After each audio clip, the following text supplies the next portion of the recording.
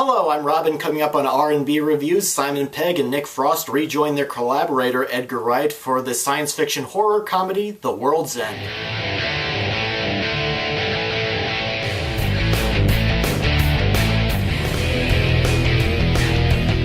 Thank you very much for checking out R&B Reviews. The summer blockbuster season is officially over, and a movie that I've been catching up on is the third film collaboration between comedy actors Simon Pegg and Nick Frost and their friend, writer-director Edgar Wright.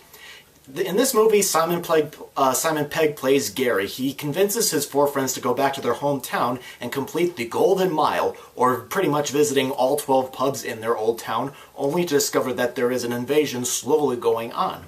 The World's End, it does take a little bit to take going, and at first the film did kind of seem a bit formulaic as the characters go from pub to pub reminiscing about the past, but once a chain of events start to happen, for me, it really picked up.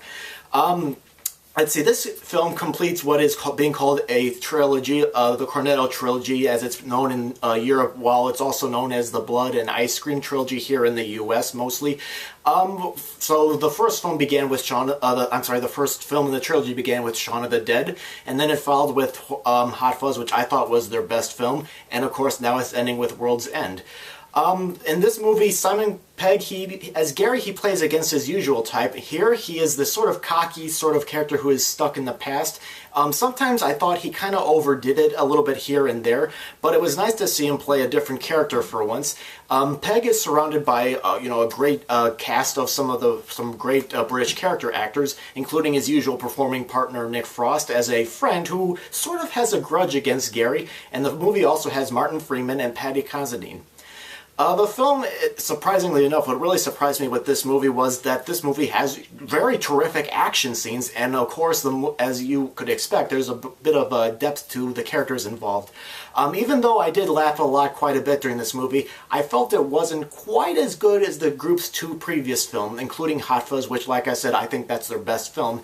I think it was because Shaun of the Dead was, in fact, a zombie movie which had some comedy references to, the genre, just like Hot Fuzz was a action movie with again, you get some comedy references to the genre as well.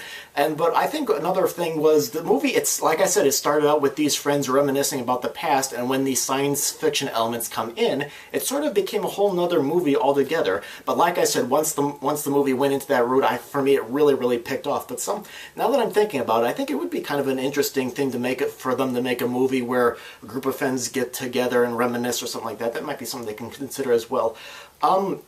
Also, I thought the film did wander on a little bit, but one thing that I really noticed when I was watching this movie in the screening room, this is the first time I've seen one of their movies in a theater. The first two movies, Shaun of the Dead and Hot Fuzz, I saw at home on DVD, and Paul I saw in theaters, but that's not part of the trilogy. But interestingly enough, there was this core group in my screening room that was laughing at pretty much everything that was going on there. The rest of the room was either quiet or there was a few chuckles here and there. So I think another thing is that I think that maybe the casual moviegoer that's not familiar with their previous work may not quite enjoy it as much. I don't know. But overall, the performances really kept me involved in the film. I think everybody, blended very well together. I think they worked very well together acting-wise. I thought there was enough jokes and gags to keep me involved here. And I really enjoyed a lot of satirical points in this movie, including how bars and restaurants are slowly becoming the same. I know I'm seeing a lot of that over here. So overall, I don't think it's quite as good as the group's previous two films, but it's still enjoyable nonetheless. I'm going to give The World's End a see it in theaters rating. Alright, now I'm going to open the floor to you guys. What did you think of The World's End? If you have seen it, go ahead and post your comments, and if you have any feedback about the video, go ahead and post them as well. I do read everything, so thank you very much for watching.